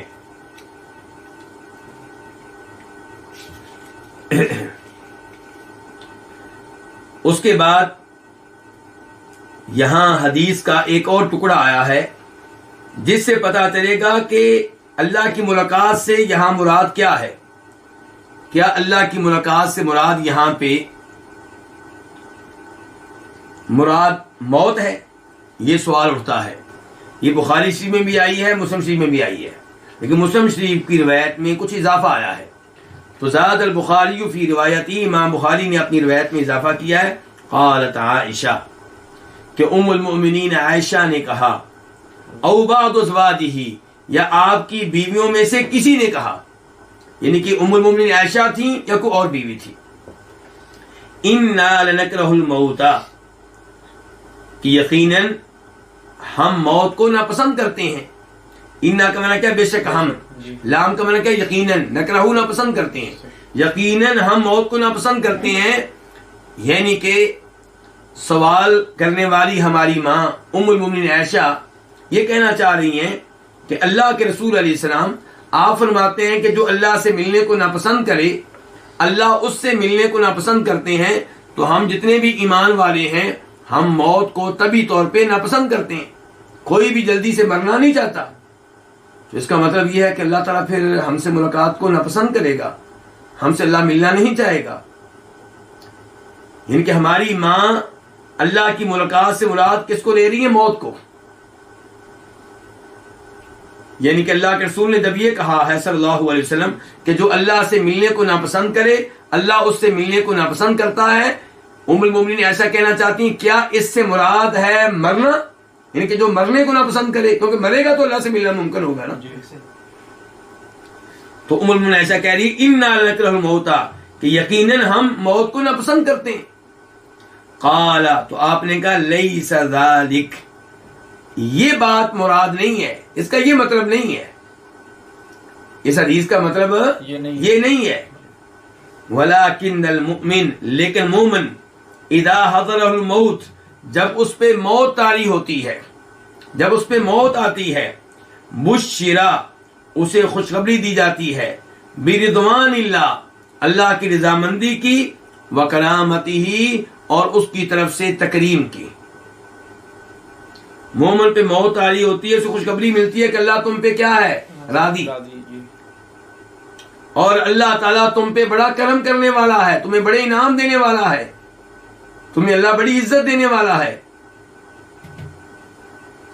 ان الذين قالوا ربنا الله ثم استقاموا تتنزل عليهم الملائكة الا تخافوا ولا تحزنوا وابشروا بالجنة التي كنتم توعدون نحن اولياؤكم في الحياة الدنيا وفي الآخرة ولكم فيها ما تشتهي انفسكم ولكم فيها ما تدعون نزلا من غفور رحیم۔ یہ جو آیتیں میں نے پڑھی ہیں، یہ کون سا سپارہ ہے؟ 24واں سپارہ۔ ان آیتوں میں اللہ تعالیٰ کہہ رہے ہیں کہ وہ لوگ جنہوں نے کہہ دیا کہ ہمارا رب اللہ ہے، یعنی کہ اللہ کو اپنا رب، مشکل کشا، حاجت روا، خالق و مالک مان لیا، توحید پہ ڈٹے رہے، کفر و شرک نہیں کیا، درست عقیدے پہ قائم و دائم رہے، جب موت آتی ہے تو فرشتے اترتے ہیں اور خوشخبری دیتے ہیں تمہیں ڈرنے کی ضرورت نہیں، غمگین ہونے کی ضرورت نہیں، اور تمہیں خوشخبری ہے جنت کی، تمہیں جنت ملنے والی ہے، اور ہم تمہارے دوست ہیں دنیا میں بھی اور آخرت میں بھی، اور تمہیں جنت میں وہ سب کچھ ملے گا جو تمہارے ذہن میں آئے گا، جو تم چاہو گے، اور یہ ساری مہمان نوازی، یہ ساری نعمتیں کس کی طرف سے ملیں گی؟ اللہ غفور الرحیم کی طرف سے۔ یعنی کہ تم نے گناہ تو کیے ہیں، ایسا نہیں ہے کہ تم گناہوں سے مکمل پاک صاف ہو، لیکن تم اپنے رب کو راضی کرنے کی کوشش کرتے رہے، محنت کرتے رہے، تمہاری توجہ آخرت پہ تھی، تمہاری توجہ اپنے رب پہ تھی، تو اللہ نے جو تمہارے چند گناہ تھے وہ معاف کر دیے، نظر انداز کیا، مہربانی کی، تمہیں جنت مل رہی ہے۔ تو اس کا مطلب یہ ہے کہ مومن کو فوت ہوتے وقت ایسی خوشخبریاں ملتی ہیں۔ تو فرمایا بشر برضوان اللہ و کرامتہ، کہ مومن پہ جب موت آ رہی ہوتی ہے تو اسے اللہ کی طرف سے رضامندی کی اور اس کی طرف سے فضل و کرم کی خوشخبری دی جاتی ہے۔ تو تب کیا ہوتا ہے؟ فلیس شیء احب الیہ مما امامہ، تو کوئی ایسی چیز نہیں ہوتی احب الیہ جو اسے اس سے زیادہ پیاری لگتی ہو جو اس کے آگے ہے۔ کیا مطلب؟ جب اسے خوشخبری مل جاتی ہے جنت کی تو پھر وہ بیگم کے بارے میں نہیں سوچتا مرتے ہوئے، پھر اس کی توجہ بچوں پہ نہیں ہوتی، پھر اس کی توجہ اپنی کوٹھی پہ نہیں ہوتی، مال پہ نہیں ہوتی، میرا مال کہاں جائے گا، کیا بنے گا، دنیا کا کیا بنے گا۔ پھر وہ کہتا ہے بھائی جلدی سے آئے موت اور جاؤں جنت میں۔ اب وہ چاہتا ہے اللہ سے ملنا، یہ ہے اللہ سے ملنے کا مطلب، یعنی کہ اللہ سے ملاقات کب؟ جب خوشخبری ملتی ہے تو اب وہ کیا چاہتا ہے؟ اللہ سے ملاقات ہو یا نہ ہو؟ اب تو چاہتا ہو۔ فلیس شیء، تو کوئی چیز نہیں ہوتی احب الیہ جو اسے زیادہ محبوب ہو، کس کو؟ اس مومن کو، مما اس کے مقابلے میں جو اس کے آگے ہے۔ اس کے آگے کیا ہے؟ جنت، نعمتیں۔ فاحب، تو وہ اس وقت چاہتا ہے لقاء اللہ، اللہ سے ملنا، وہ پسند کرتا ہے اس موقع پہ اللہ کو ملنا۔ واحب اللہ لقاءہ، اور اللہ تعالیٰ چاہتے ہیں لقاءہ، اس سے ملنا۔ وان الکافر، اور بے شک کافر، اذا حضر، جب اس پہ موت حاضر ہوتی ہے، موت طاری ہوتی ہے، اس کی موت کا وقت آتا ہے، تو بشر بعذاب اللہ وعقوبتہ، تو اسے خوشخبری ملتی ہے اللہ کی طرف سے عذاب کی اور سزا کی۔ فلیس شیء اکرہ الیہ مما امامہ، تو کوئی ایسی چیز نہیں ہوتی جو اسے اس سے زیادہ ناپسند لگے جو اس کے آگے ہے۔ یعنی اس کو بتایا تمہیں تو عذاب ملنے والا ہے، تمہیں تو سزا ملنے والی ہے، اب وہ چاہتا ہے دنیا، کیونکہ آگے عذاب ہے، اب اسے آگے جانا برا لگتا ہے، اللہ سے ملنا برا لگتا ہے۔ فکرہ لقاء اللہ، تو وہ اللہ سے ملاقات کو ناپسند کرتا ہے۔ وکرہ اللہ لقاءہ، اور اللہ تعالیٰ اس سے ملاقات کرنے کو ناپسند کرتے ہیں۔ تو اب آخر میں ایک دفعہ پھر میں وہ جو حدیث کا پہلا حصہ تھا اس کا معنی بیان کرنا چاہوں گا تاکہ حدیث کے آخری حصے کی روشنی میں اب اس کو سمجھ سکیں. تو وہ کیا تھا کہ من احب لقاء اللہ احب اللہ لقاءہ، جو اللہ سے ملنے کو پسند کرتا ہے اللہ تعالیٰ اس سے ملنے کو پسند کرتے ہیں، اور جو اللہ سے ملنے کو ناپسند کرتا ہے اللہ اس سے ملنے کو ناپسند کرتے ہیں. تو یہ کب ہوتا ہے؟ جب موت آ رہی ہوتی ہے. مسلمان اللہ سے ملنا چاہتا ہے کیونکہ اس کو خوشخبری مل جاتی ہے جنت کی، نعمتوں کی، اور کافر نہیں ملنا چاہتا کیونکہ اس کو پتا ہے کہ عذاب میرا انتظار کر رہا ہے. باب نمبر 6، باب ذہاب الصالحین الاول فالاول، نیک لوگوں کا یکے بعد دیگرے چلے جانا، اٹھ جانا، فوت ہو جانا، یہ مراد ہے.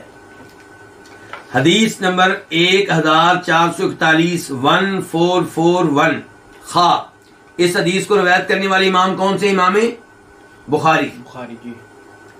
عن مرداس الاسلمی قال، روایت ہے جناب مرداس اسلمی رضی اللہ تعالیٰ عنہ سے، وہ کہتے ہیں قال النبی صلی اللہ علیہ وسلم، فرمایا نبی صلی اللہ علیہ وسلم نے، یذهب الصالحون الاول فالاول، نیک لوگ چلے جائیں گے یکے بعد دیگرے. یذهب چلے جائیں گے، الصالحون کا معنی کیا ہے؟ نیک لوگ. الاول فالاول، پہلے پہلا جائے گا پھر وہ جائے گا جو اس کے بعد پہلا بن جائے گا، یعنی کہ جو پہلے نمبر پہ نیک تھا وہ چلا گیا، اب جب وہ جائے گا تو اس کی سیٹ کوئی اور لے لے گا، پھر وہ پہلا بن جائے گا. تو فرمایا یذهب الصالحون الاول فالاول، نیک لوگ چلے جائیں گے یکے بعد دیگرے، یعنی کہ دنیا سے اٹھ جائیں گے، فوت ہو جائیں گے. وَيَبْقَى حُفَالَةٌ كَحُفَالَةِ الشَّعِيرِ أَوِ التَّمْرِ، اور رہ جائیں گے حفالۃ، نکمے لوگ. کون لوگ رہ جائیں گے؟ نکمے لوگ. کحفالۃ الشعیر، اور نکمے لوگ رہ جائیں گے جیسے جو کا بھوسا ہوتا ہے. جو آپ نکال لیں تو کیا باقی رہ جاتا ہے؟ بھوسا. تو وہ باقی رہ جاتا ہے. ایسے نکمے لوگ باقی رہ جائیں گے، غلط لوگ باقی رہ جائیں گے، برے لوگ باقی رہ جائیں گے. اب التمری، یا جیسے کھجوروں کا کچرا باقی رہ جاتا ہے. کھجوریں جب آپ کسی برتن میں ہوں تو کھجوریں آپ کھا لیں تو نیچے کیا رہ جائے گا؟ کچرا وغیرہ، ذرات وغیرہ باقی رہ جائیں گے. تو فرمایا وَيَبْقَى حُفَالَةٌ كَحُفَالَةِ الشَّعِيرِ أَوِ التَّمْرِ، اور نکمے لوگ باقی رہ جائیں گے، برے لوگ باقی رہ جائیں گے جیسے جو کا بھوسا باقی رہ جاتا ہے یا کھجوروں کا کچرا باقی رہ جاتا ہے. لا یبالیہم اللہ بالۃ، اللہ تعالیٰ ان کی کوئی پرواہ نہیں کرے گا. اور ہم تفصیل کے ساتھ وہ حدیث پڑھ چکے ہیں جس حدیث میں آتا ہے کہ قیامت کن پہ واقع ہوگی؟ ان لوگوں پہ واقع ہوگی جن میں اللہ کے نام لینے والا کوئی نہیں رہے گا، لا الہ الا اللہ پڑھنے والا اس وقت کوئی نہیں رہے گا. برے لوگوں کے اوپر قیامت واقع ہونی ہے. تو نیک لوگ بہرحال اٹھتے چلے جائیں گے اور برے لوگ جو ہیں وہ باقی رہ جائیں گے. اس لیے نیک لوگوں کی موجودگی کو کیا جانیں؟ غنیمت جانیں. نیک لوگوں کی قدر کریں. علماء، وہ علماء جو کفر و شرک کی دعوت نہ دیتے ہوں بلکہ توحید و سنت کی دعوت دینے والے ہوں، قرآن و حدیث کی دعوت دینے والے ہوں، کبیرہ گناہوں سے روکنے والے ہوں، ان کی قدر کریں، ان کی عزت کریں، ان کے ساتھ رہیں، ان سے دوستی لگائیں، ان کے ساتھ اٹھنے بیٹھنے کی کوشش کریں. اور اپنے بچوں کو بھی یہی تعلیم دیں کہ آپ کے بچے نیک علماء کی مجلس میں بیٹھیں. سمجھدار لوگوں کو میں نے دیکھا ہے وہ دروس میں، درس قرآن میں، درس حدیث میں چھوٹے چھوٹے بچوں کو بھی لے آتے ہیں جبکہ ان کو معلوم ہوتا ہے کہ پورا درس سمجھ نہیں سکیں گے، لیکن ان کو عادت ڈالی جا رہی ہے نیک لوگوں کی مجلس میں بیٹھنے کی، ان کو عادت ڈالی جا رہی ہے درس حدیث میں حاضر ہونے کی. درس قرآن میں حاضر ہونے کی یہ بڑی عمدہ بات ہے.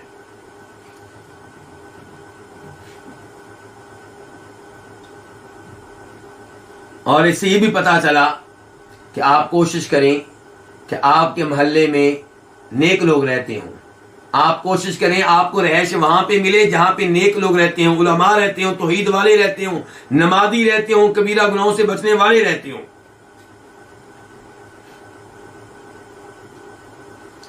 باب نمبر 7، باب بدا الاسلام غریبا، کہ اسلام کا آغاز ہوا تھا اجنبی کے طور پہ. جب اسلام آیا، نبی علیہ السلام دین اسلام لے کر آئے تو تب یہ کیا تھا؟ اجنبی تھا. لوگ کیا کہتے تھے؟ جادوگر آیا جی، کاہن آیا جی، شاعر ہے جی. یہ جیسے آج بھی اگر کسی علاقے میں جہاں پہ توحید کی دعوت موجود نہ ہو، آپ توحید کی دعوت دیں تو لوگ کیا کہتے ہیں؟ جی یہ وہابی آ گئے، مرتد قسم کے لوگ آ گئے. تو بدا الاسلام غریباً، اسلام کا آغاز ہوا اجنبی کے طور پہ. حدیث نمبر 442 1442 میم. اس حدیث کو روایت کرنے والے امام کون ہے؟ امام مسلم. عن ابی ہریرہ قال، روایت ہے جناب ابو ہریرہ رضی اللہ تعالیٰ عنہ سے، وہ کہتے ہیں قال رسول اللہ صلی اللہ علیہ وسلم، فرمایا رسول اللہ صلی اللہ علیہ وسلم نے.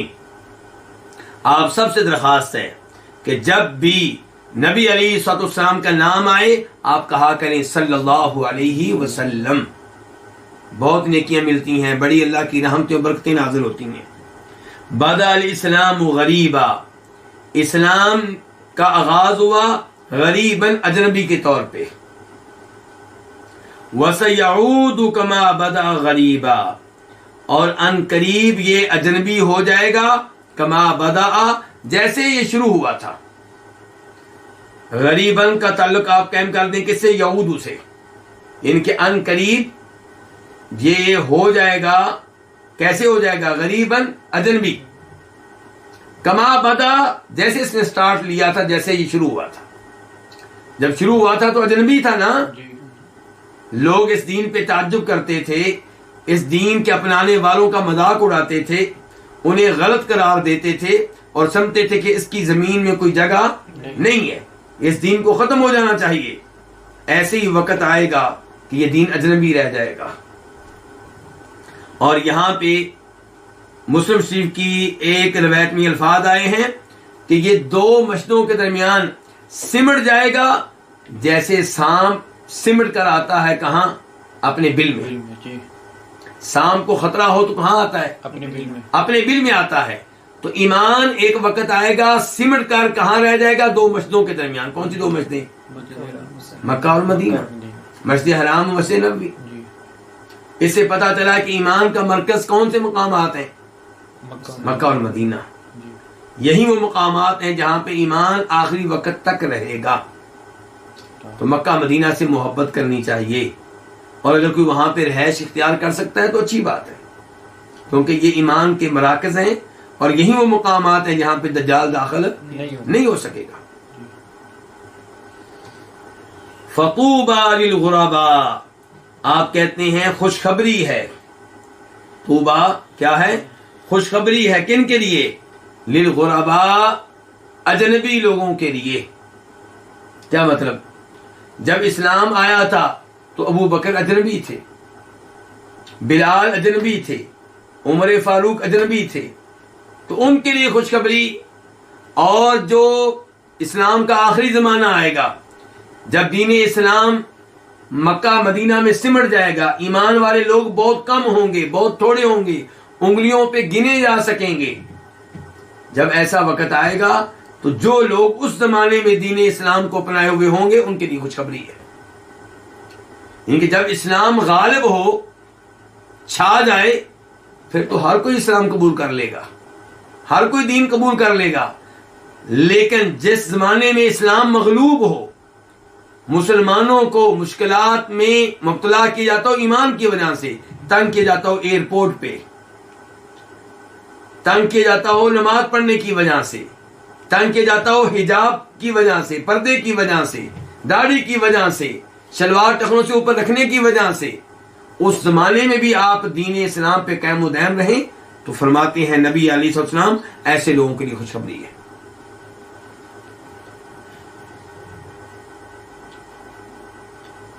باب نمبر 8، باب الخوف من اللہ تعالی۔ وقت باقی ہے نا؟ کب تک ہے؟ یہ کہ 1.5 گھنٹے کی باقی ہے۔ کب تک جائے گا؟ 50 تک، 50 کی دیر میں جی۔ تو یہ حدیث ہم پڑھیں گے انشاءاللہ۔ تو باب نمبر 8، باب الخوف من اللہ تعالی، اللہ رب العزت سے ڈرنا۔ حدیث نمبر 1443، 1443 قاف۔ اس حدیث کے بیان کرنے پہ اتفاق ہے کس کس کا؟ امام بخاری کا اور امام مسلم کا۔ عن ابی ہریرہ رضی اللہ عنہ، روایت ہے جناب ابو ہریرہ رضی اللہ تعالیٰ عنہ سے، وہ روایت کرتے ہیں نبی صلی اللہ علیہ وسلم سے، قال، آپ نے فرمایا، کان رجل یسرف علی نفسہ، ایک آدمی اپنے اوپر ظلم کیا کرتا تھا، اپنے اوپر زیادتی کیا کرتا تھا۔ کیسے؟ گناہ کے ذریعے، گناہ پہ گناہ، گناہ پہ گناہ، یہ کبیرہ گناہ، وہ کبیرہ گناہ، پوری زندگی گناہوں میں گزاری۔ تو ایک آدمی یسرف علی نفسہ، اپنے اوپر ظلم و زیادتی کرتا رہا۔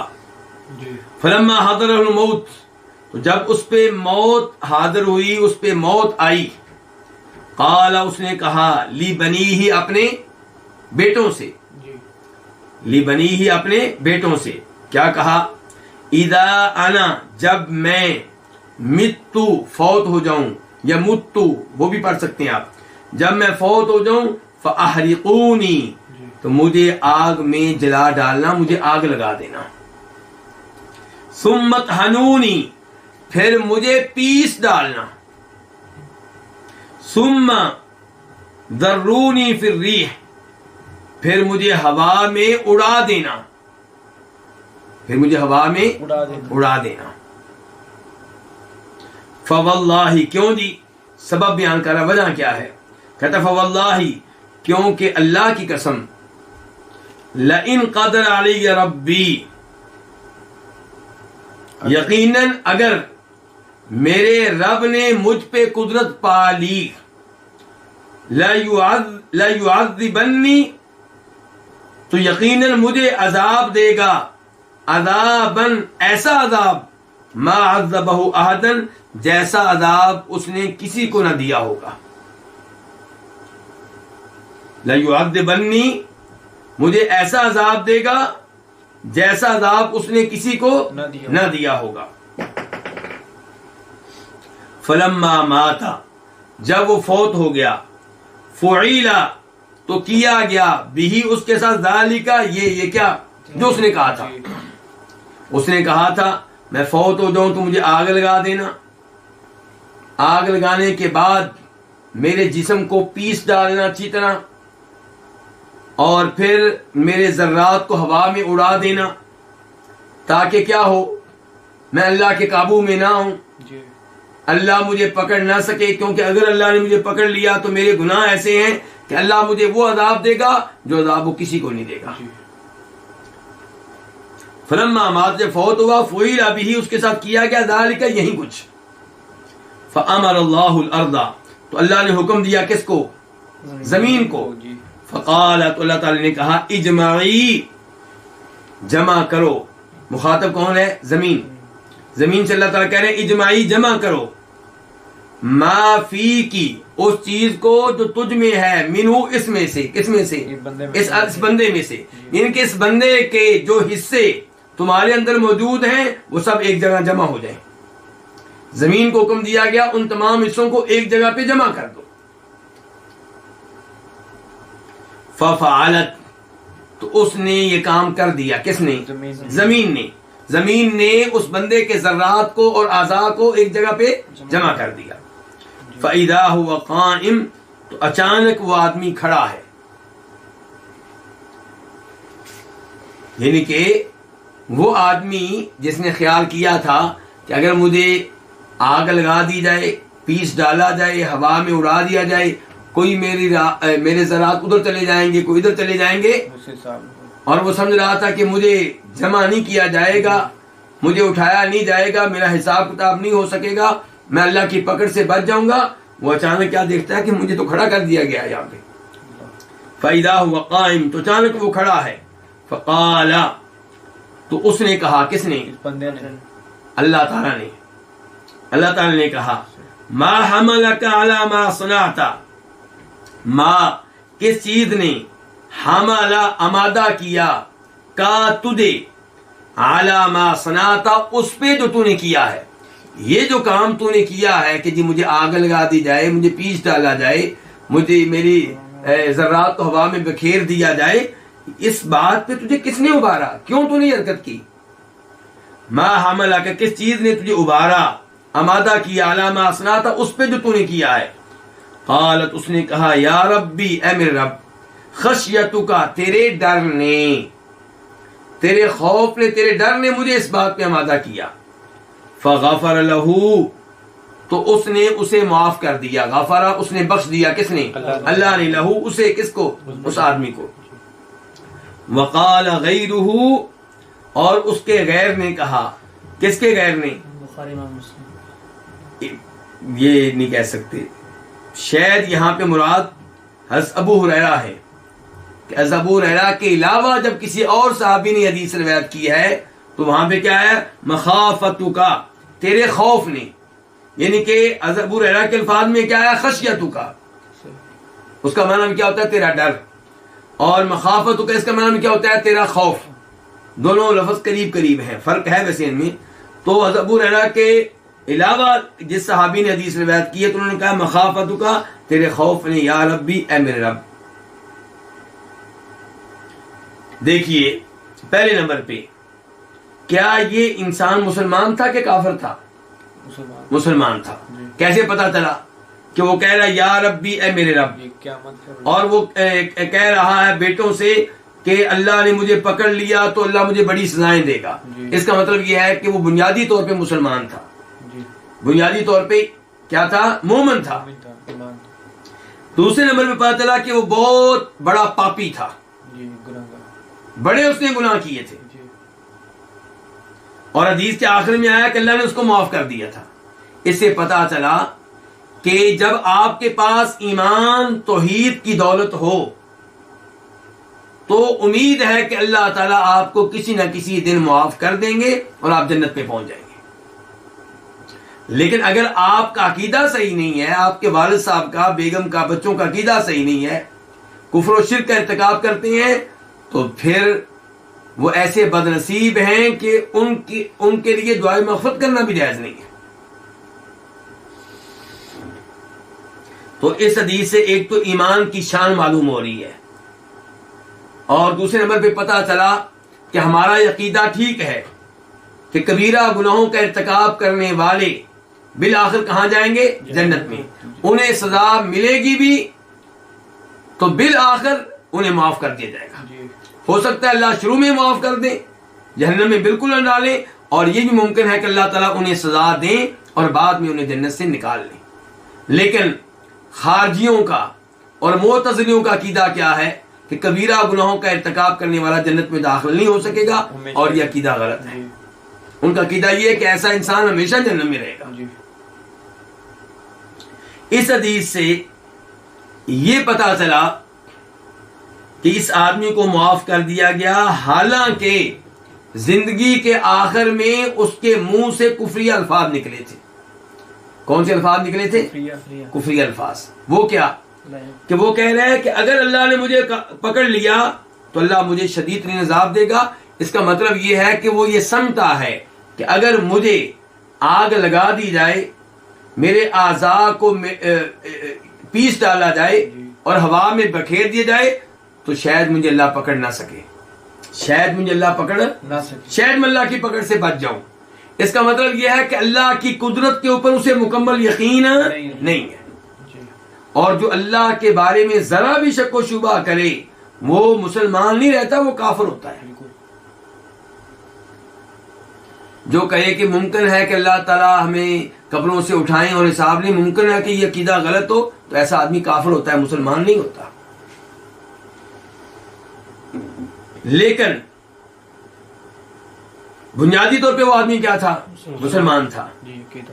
آخر میں یہ باتیں اس کے منہ سے نکل گئیں، کیوں؟ اللہ کے شدید ڈر کی وجہ سے. کی وجہ سے. جی. اللہ کے شدید ڈر کی وجہ سے.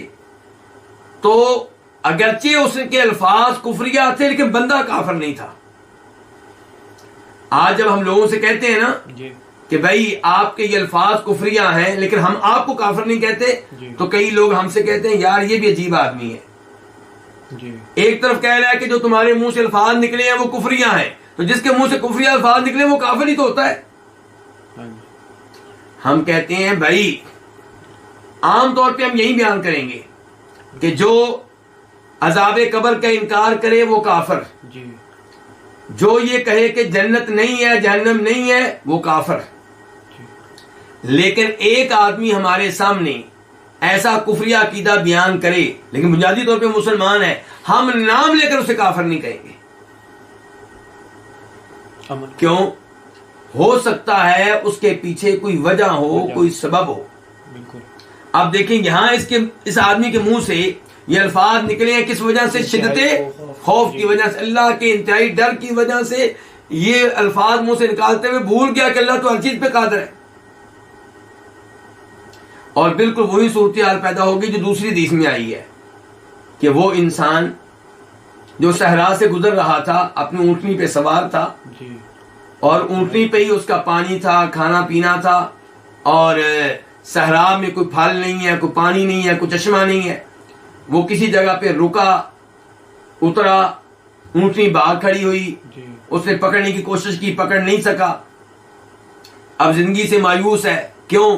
کیونکہ اونٹنی تو کہیں نظر بھی نہیں آ رہی، اور صحرا وسیع و عریض ہے، اور وہاں پہ پھل نہیں ہے، کھانے پینے کی چیز نہیں ہے. اب یقین ہو چکا کہ میں مرنے والا ہوں. جی. لیٹ گیا موت کے انتظار میں، آنکھیں لگ گئیں، سو گیا.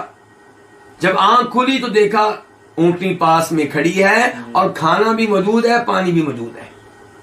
اسے دوبارہ زندگی ملی کہ نہیں ملی؟ بالکل ملی. اب انتہائی خوشی کے عالم میں ہے. انتہائی خوشی کی وجہ سے اللہ کا شکر ادا کرتے ہوئے اس کے منہ سے جو الفاظ نکلے ہیں وہ غلط نکلے ہیں. جی. کہنا چاہتا تھا کہ یا اللہ تیرا شکر ہے، تو واقعی میرا رب ہے، لیکن منہ سے الفاظ کیا نکلے؟ تو واقعی میرا بندہ ہے، میں واقعی تیرا رب ہوں. جی. اب یہ الفاظ کفریہ ہیں، بالکل. لیکن کیوں منہ سے نکل گئے؟ انتہائی خوشی کی وجہ سے. جی. اور یہاں پہ اس آدمی کے منہ سے الفاظ نکلے انتہائی خوف کی وجہ سے. تو یہ آدمی کافر نہیں ہوا، اس کو اللہ نے معاف کر دیا ہے. تو اس سے پتا چلا کہ آپ الفاظ کو کفریہ کہیں گے، اعمال کو کفریہ کہیں گے، لیکن بندے کو کافر نہیں کہیں گے. مثال کے طور پہ ایک آدمی کسی دربار پہ کھڑے ہو کے ایسے ہاتھ اٹھائے ہوئے، دیکھیں میری طرف آپ، جی. جی. ہاتھ اٹھائے ہوئے ہے. اب بظاہر وہ قبر والے سے مانگ رہا ہے. قبر والے سے مانگنا کیا ہے؟ شرک ہے، دعا عبادت ہے. یہ اللہ کی بجائے قبر والے سے دعا کرنا تو شرک ہو گیا. لیکن ہمیں نہیں پتا کہ وہ قبر والے سے مانگ رہا ہے یا قبر والے کے لیے دعا کر رہا ہے. اس لیے ہم یہ عقیدہ بیان کرتے رہیں گے کہ جو قبر والے سے دعا کرے وہ کافر، مشرک، جہنمی. لیکن جب مجھ سے کہا جائے گا کہ ہم نے فلاں آدمی کو دیکھا ہے، فلاں قبر پہ کھڑے ہو کے دعا کر رہا تھا، کیا وہ کافر ہے، جہنمی؟ ہم کہیں گے اس کا کام ممکن ہے کفریہ ہو، بندے کو ہم کافر نہیں کہیں گے. ہمیں کیا پتا کہ وہ اللہ سے مانگ رہا تھا کہ قبر والے سے مانگ رہا تھا. یا ہمیں کیا پتا، ہو سکتا ہے اس کا بیٹا کسی نے اغوا کر لیا ہو اور کہا ہو فلاں بابا جی کی قبر پہ جا کے ہاتھ اٹھا کے دعا کرو تب تمہارا بیٹا چھوڑوں گا. تو ہمیں نہیں پتا. اس لیے ہم نام لے کر اسے کافر نہیں کہہ سکتے. تو اس لیے ایک ہوتی ہے تکفیر مطلق، ایک ہے تکفیر معین. معین نام لے کر، اشارہ کر کے، نشاندہی کر کے کافر قرار دینا، یہ کام ہم نہیں کریں گے. اور آخر میں اس حدیث سے بھی پتا چلا کہ آپ نام لے کر کسی کی گارنٹی نہیں دے سکتے کہ جنتی ہے کہ جنمی ہے. دیکھیں اس آدمی کے منہ سے آخر میں کفری الفاظ نکلے ہیں کہ نہیں نکلے؟ بالکل.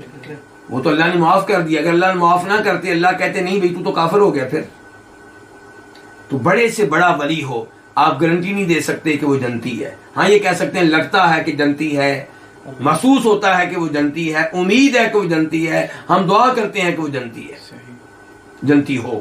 اللہ رب العزت سے دعا ہے کہ اللہ تعالی ہمیں نبی علیہ السلام کی احادیث صحیح معنوں میں سمجھنے کی توفیق عنایت فرمائے، اور اللہ رب العزت ہمیں قرآن و حدیث کے ساتھ جوڑے رکھے. میں یہ وضاحت کر دوں آخر میں کہ الوافی کا درس ہوا کرے گا ہفتے کے دن انشاءاللہ، اور منگل اور بدھ کے دن. کتنے دن ہو گیا؟ 3. اور 2 دن انشاءاللہ تفسیر کا درس بھی ہوا کرے گا، لیکن اس کا الگ سسٹم ہے، اس کے الگ گروپ ہیں.